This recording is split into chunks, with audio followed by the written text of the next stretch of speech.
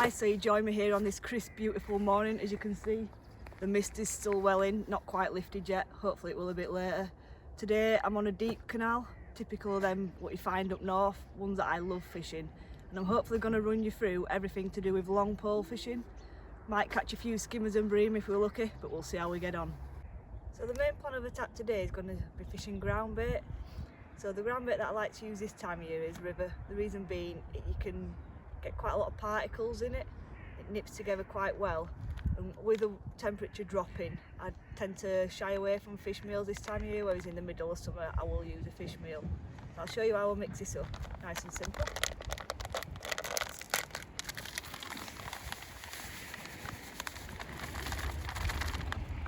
Tip the bag in, and rather than pouring a lot of water on at once, with it being a natural mix, it doesn't take on as much water as what a fish meal would, so I like to add it a bit at a time, just using a pot. Got my bucket of water here. Put it in. You can do it with a drill, but for this amount I don't mind doing it by hand. It's always easy to add a bit at a time, and you can take it out. I mean, you can't take it out once it's in. And you'll see it start to go a bit darker as the water is taken on. Sprinkle it.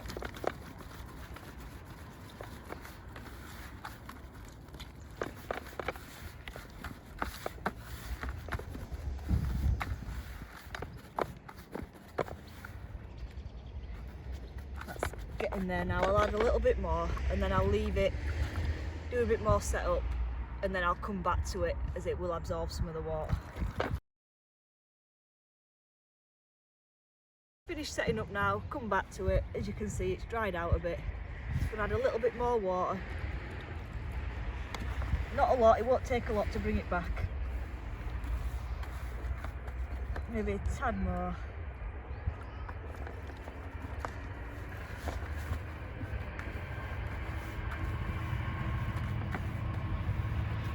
There we go. Now I'm gonna put it through a riddle. I've only brought one bucket with me today, so there's no issues. Pour it onto the riddle. And then move it across, you don't lose much. And then riddle it through. There we go, spot on, nice. Form a little ball, ready to go. So I'm going to kick-start the swim now. The ground bait that I've just mixed up, I'm going to feed 3 balls. As you can see, there's just the odd maggot and castor in there, dead maggot and castor. With it being colder, I don't want as many particles in. If it gets better as the day goes on, we're literally just going to top up with small balls. Just put that there, we're on a tree. Yeah, just keep feeding small balls of ground bait.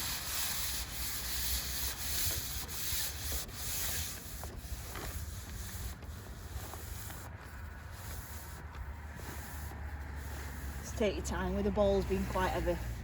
You want them to go exactly where you want them. There's no point shipping out too fast.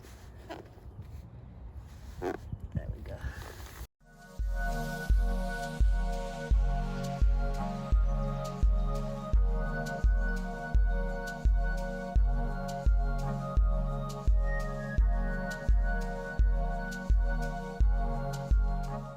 So I'm just about to start my day now. Going out on single caster over that initial mix that you've just seen me put in.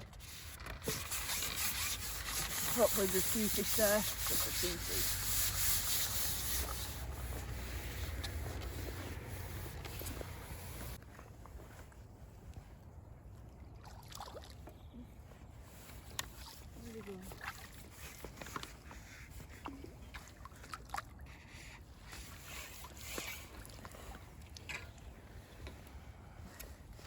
Cracking way to start a session.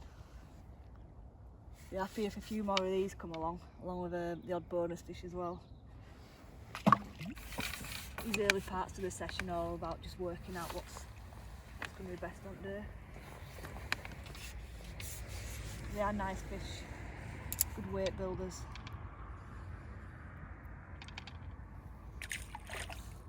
Promising start. See if we can get a few more. Look at that, you don't catch them every day. Little Tommy Ruff, getting rarer and rarer, but there still is the odd one in the system. Nice surprise, not a big fish, but nevertheless I don't mind them.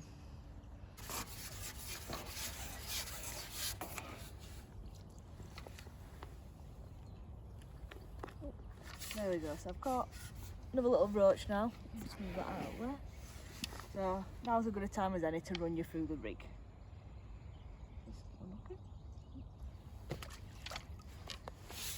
So this rig here is a 4x14s chanty. You can see strung out number 10s in the bottom third of the rig. That's down to an 08 hook length and a size 18 N40. This rig's mainly for fishing through the water, so I've been flicking the odd bit of caster in, and when it goes a bit iffy, if I hold on to the rig, it goes down and I tend to catch a few roach and the odd skimmer on this rig. That's got a 5 slick elastic in, the hybrid. And this rig is my big rig, as I'd like to call it. This has got a 7 slick elastic in. This has got a bulk and 2 number 10 droppers on 013 power again. It's a 1 gram rig, so this rig's for going in, nailing it to the bottom and catching the better fish on, as you'll have seen. There we go, durable rig, as I say, get it to the bottom. This is on 013 power, it's got an 010 hook length on this and a size 16 hook. As I say, it's for the bigger fish. When the peg goes a bit quiet sometimes, I've put this rig on, sit on it on the support system, and that's where you'll catch your better fish.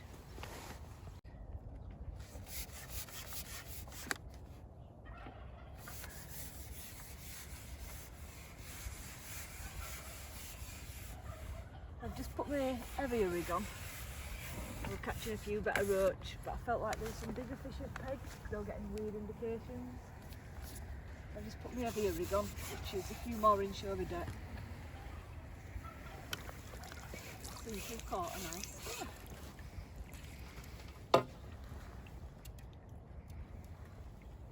This shows that, look at that, very autumnal.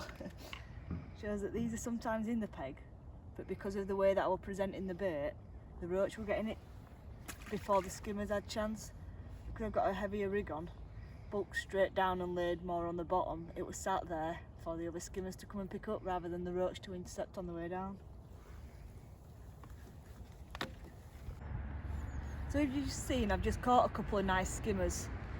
I've changed my rig a bit, I've gone on to double dead maggot now, and I'm using a gram rig. This is because I want it all pinned to the bottom. With the lighter rig, it's good for catching fish as you're fishing through the water. Whereas this, I want it on the bottom static where you're likely to catch bigger fish. Just ship out. A support bar is really important for this. Ship out. Pull between your legs. Line up with your 5-aught marker. Then drop it down and then just hold it, let everything straighten out. Right over where you want your rig, sorry. And then when you let it go, the bottom droppers do the work and it falls and it'll settle right over where I want to fish, where I've put my bait. This leaves my hands free so I can pick up a catapult or do whatever I need to do, have a drink. But not only does it do that, it also, drop it back in. It also keeps my rig in the same place. So if there's a bit of tow or wind, I don't have to fight the wind myself or try and hold the rig in place. Because it's on there, it don't move very easily. Everything's static and it's held. Yeah. So that one were a lift bite. The float popped right up, which means that the fish has gone down, eaten the bait, and then come up. So rather than me getting a bite and it going under, it's in fact popped the float up. These are quite notorious when you're catching skimmers and bream. They tend to give you lift bites.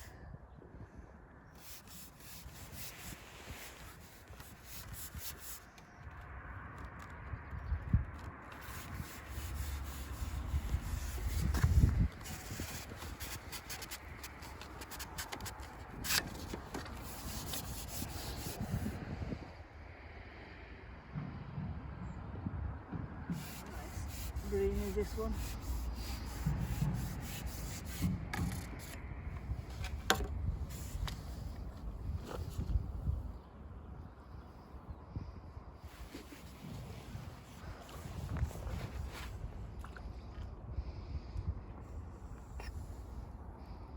There we go.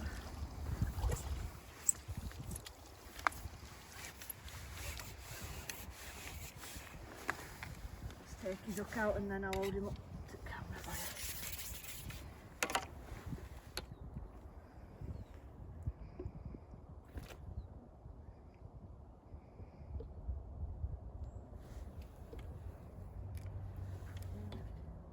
Some battle scars on him, this one has. Look at that.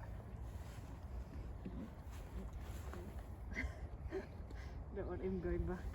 Let's see if we can hold him. Lovely fish that is. Let's put him away. So have you just seen, I've just caught that bream. It rhymes a little bit, that, but it's quite funny.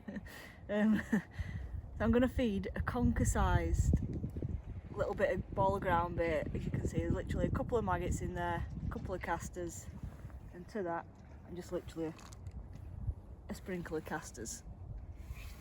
Go out and cut that in. It's important to keep them on the bottom and in the area. They don't want a load of bait, but because I've just had one, you can put a little ball in. It's not going to do any harm.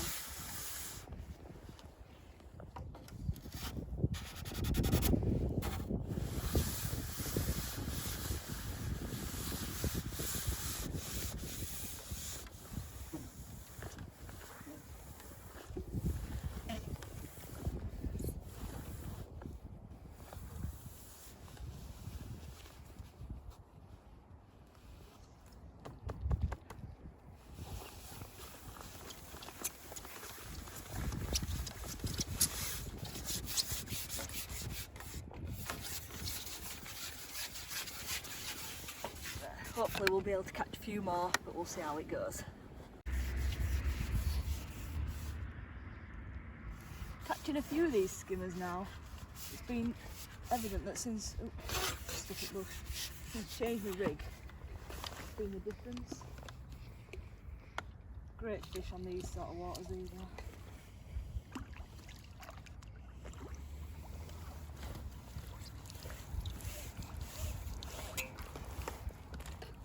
All roughly same size, odd bigger one thrown in, but they're more than better than little fish for building weights, obviously.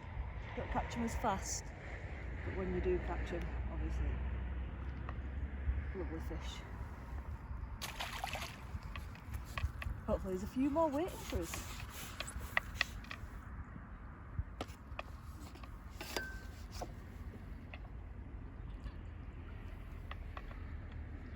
Change my maggots, even if they're not popped. I do like to change them, just a confidence thing, knowing that you've got fresh bait on whenever you go out, and you're not questioning yourself whether you should have changed the bait or if it was nicked.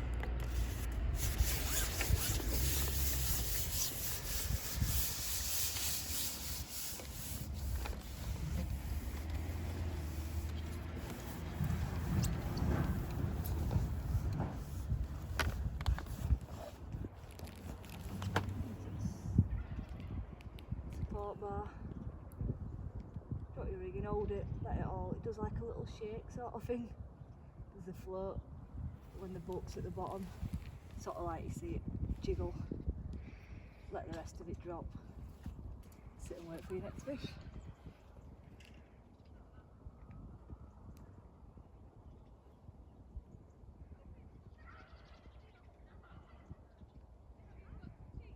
What I'll say is it is quite important having, don't know if you can see here, but I've got a watch just attached to my support bar. This is because you can get carried away fishing for bigger fish, and if these smaller fish you peg as well, it's all about time management and knowing how long you've got to spend on your bigger fish. You could just sit there and you can catch the odd one, but if people around you are catching roach like this, it doesn't take many of these stamp fish to build up to a weight of the skimmers. So what I like to do is set myself, say, 5 minutes, and sometimes you'll say, well, can't you just do it on your phone, or roughly 5 minutes, but then you might forget and have a bite, miss one, lose one, and before you know it, 5, 10 minutes, 15 minutes has passed, and you might only put one fish in net in that time. Whereas if you set yourself a target and you've got the clock in front of you, you can keep an eye on it, and you've got to be discipline yourself and say, well, I am getting indications and I have lost one, but in that 5 minutes I could have probably caught 2 or 3 roach. So I'd refeed it, come off of it, catch a few fish, and then give yourself another 5 minutes in about 20 minutes time and do the same. And obviously if you catch, you can stay on it, but it's just about you've got to discipline yourself and stick to what you set, if that makes sense, which sounds easy, but when you're getting bites and indications, you can soon get lost.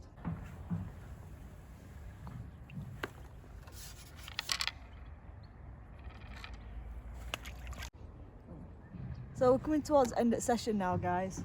So I thought now's as good a time as any to run you through how I think the session's gone and what we've caught. Oh, just stuck into them there. So it's gone pretty well, and as you know, we've concentrated on just a long pole today. Whereas if we'd have fished a short line with pinkies, bread, we'd have probably caught a lot more roach. But we've looked at catching better fish longer.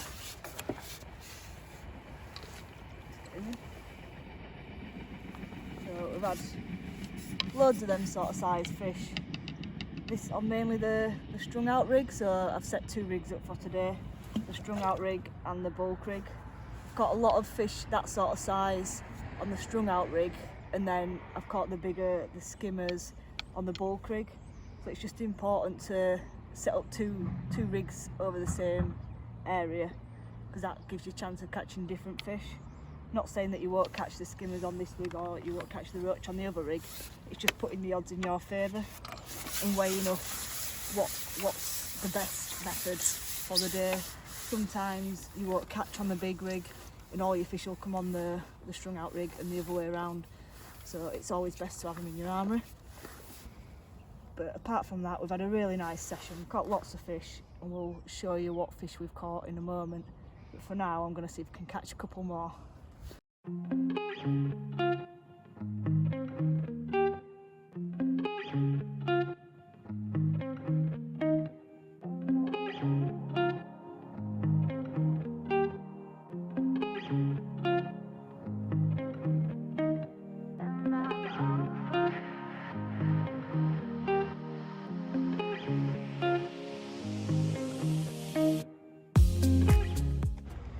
As you can see, I've had a lovely day's fishing. Managed to do a nice bream. I also lost one as well, unfortunately. It did me in the weed, but that's fishing. We lose some along the way. It's been mega important, time management. I managed to catch a lot of the smaller skimmers on the longer line, pinning it to the bottom, but I've also managed to catch a lot of roach. If I'd just sat on the bottom, I'd have missed out on the roach. As you can see, these have been big weight builders. Hope you've enjoyed the video. Like and subscribe, and I'll bring you some more.